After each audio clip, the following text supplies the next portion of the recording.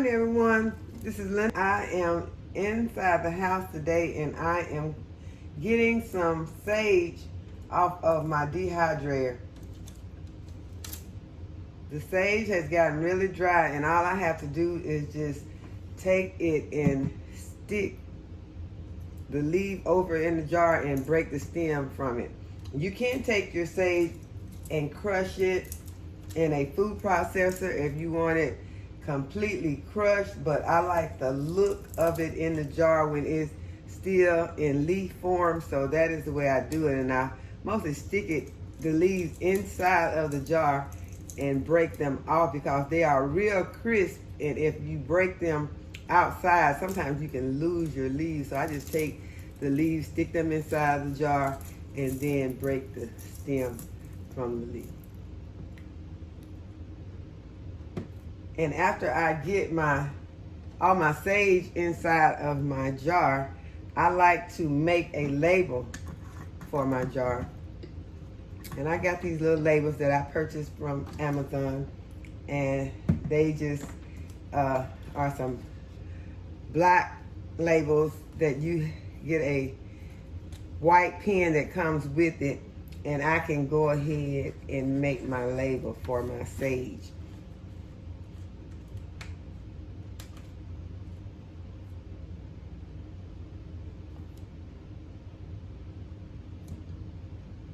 And so now I have some sage that I got done and some dill that I have got dehydrated. Okay, so it's time to start the rest of our chores on the homestead.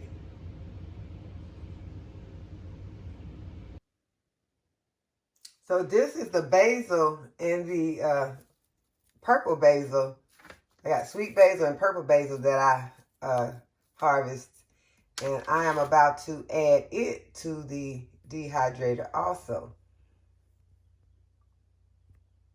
So I'm going to put it on the dehydrator and I'll come back and show you when I get it on.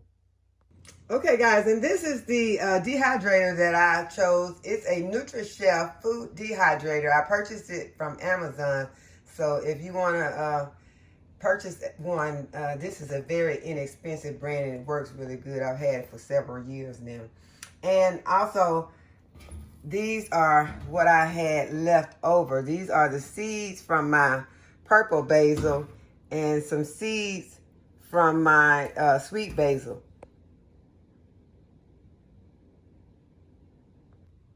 And since this basil that I have here is going to be used for tea, on one tray, I ended up mixing the purple basil and the sweet basil together.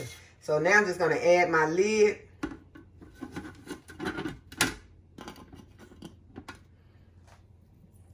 Go ahead and plug it in.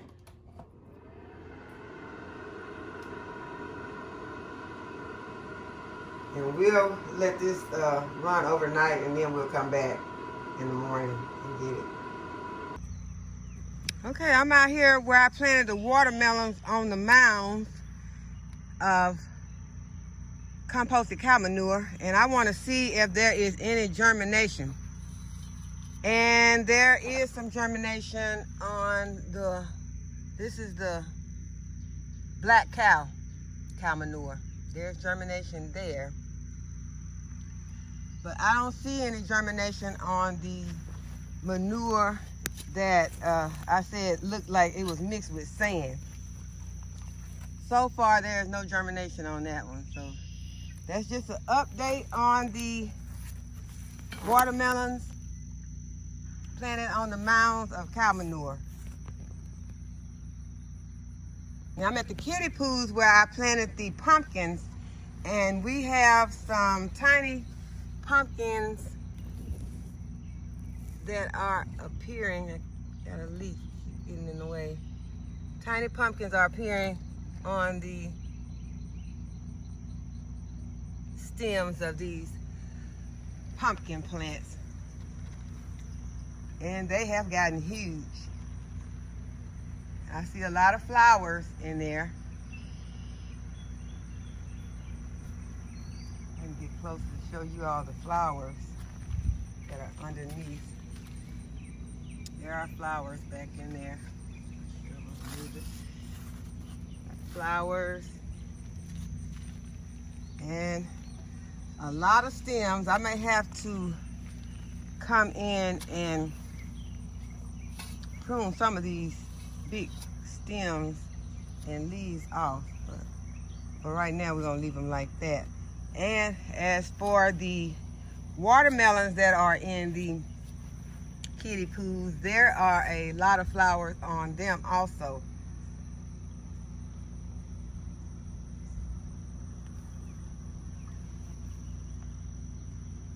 A lot of flowers, so hopefully they'll get pollinated and produce some watermelon fruit.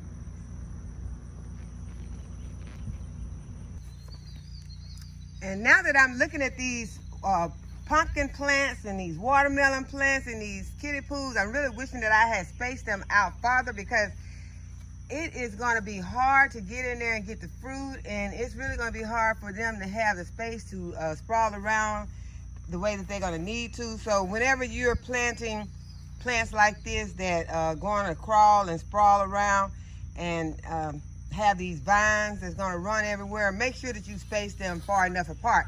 Because when I was putting them in and the pools were empty, it seemed like I would have enough room, because, you know, it's hard to determine.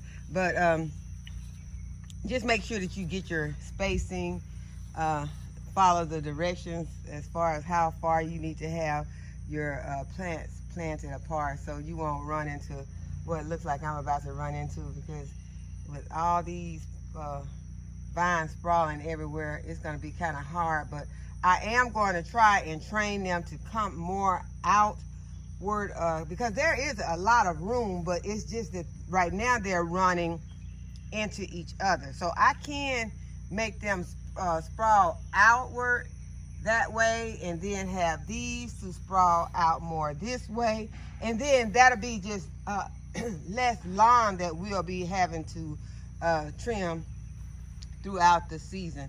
So just keep that in mind whenever you're planting your watermelons and your pumpkins, and also the cucumbers, because right here I have a cucumber plant that is also sprawling. But I am going to get a trellis made, probably not today, but very soon, in the next couple of days, and train this cucumber plant on, because I don't want to have to come and look all on the ground for my cucumbers.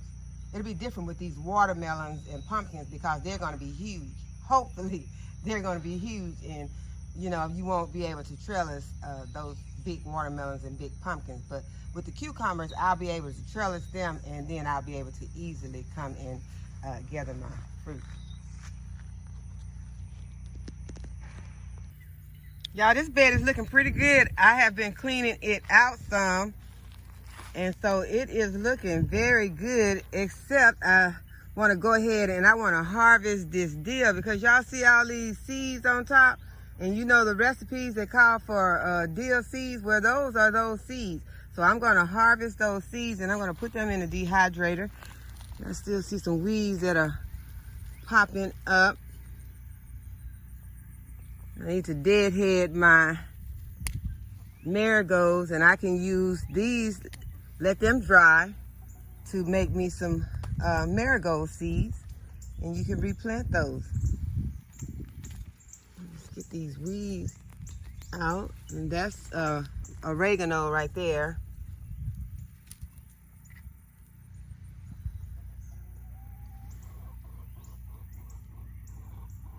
And this is some parsley that have gone to seed, so I will be taking it out. I did not bring my pruning shears out here with me, and you should always bring your pruning shears, because you never know when you're going to have an opportunity or a time that you're going to need to prune something. And I have these ground cherry plants planted in several places in my garden, and I saw one had got the little lantern on it. I was going to wait and let it fall to the ground.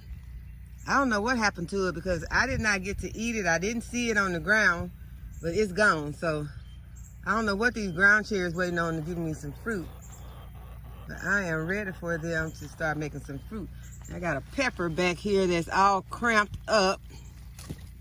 Matter of fact, seems like this plant is kind of stressed, so I'm just gonna remove these peppers off of this plant and relieve it of its stress so that it can grow some more, because it's too small to have all these peppers on it, which is, it's just 4 peppers, but they're big and they're cramped in there. The plant's not big enough for that. So I got some nice peppers that I can take in the house and dice up and put into the freezer.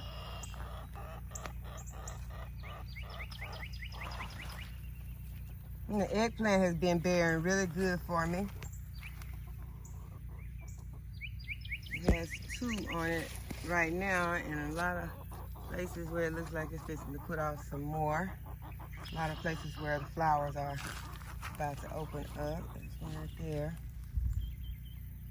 And this asparagus has been doing really good. It's been putting off a lot of new asparagus shoots, and I have been eating them. I just had one for breakfast. I got from right back there. This is where I got it, right there.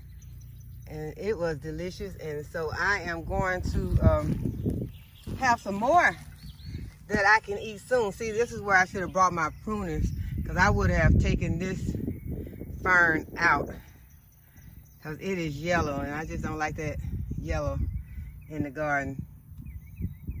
I would have taken that one out. But it has some more shoots that are coming up down here, and like this little skinny one right here, I won't worry with that. I won't eat that. I will leave that and let it grow ahead and go ahead and turn into a fern.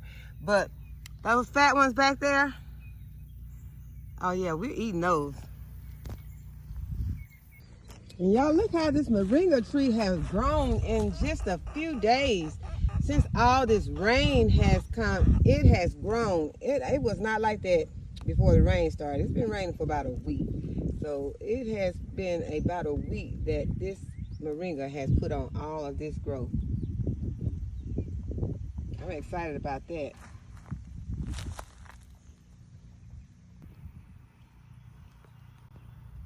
And this cherry tomato, which is a sun gold, has been giving me a nice harvest every day.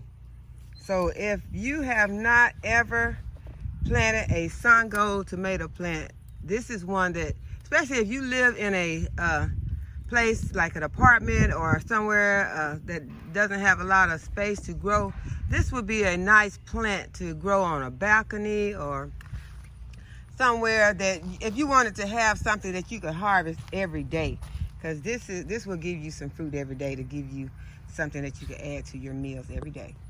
Y'all, and the strawberry bed is looking very good. Matter of fact, it is putting off some strawberries, so that would make them be June bearing. So let's get these 2 that I see, and it has more flowers on the plant. That lets us know that it's going to be putting out some more berries. We got some more berries that are already forming right there. It's got a lot of them. There's some all over these right here.